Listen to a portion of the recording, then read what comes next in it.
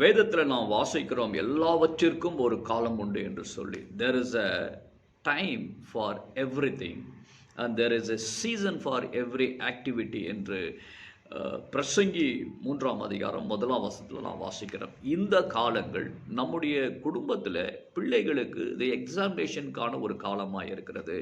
எக்ஸாமினேஷனுக்கு தங்களை ஆயத்தப்படுத்திக் கொள்வதற்காய் இப்படி இது அவருடைய வாழ்க்கையில் முக்கியமான ஒரு ஸ்டேஜ். பெற்றோர்களுக்கு தெரியும் இந்த எக்ஸாமினேஷன் சீசன் என்பது பிள்ளைகளுடைய வாழ்க்கையில் முக்கியமான ஒரு ஸ்டேஜ் என்று. அந்த முக்கியமான ஸ்டேஜை அவர்கள் கடந்தாக வேண்டும் என்பது கட்டாயமாய் இந்த உலகத்தில் இருக்கிற ஒரு காரியம்.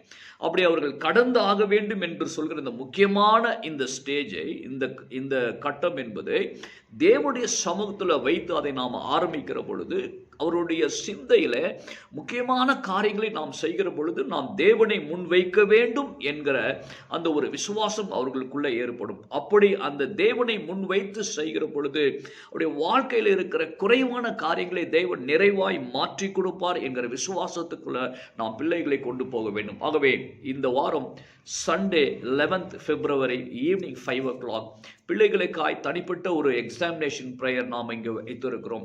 உங்கள் பிள்ளைகளை நீங்கள் கொண்டு வாங்க.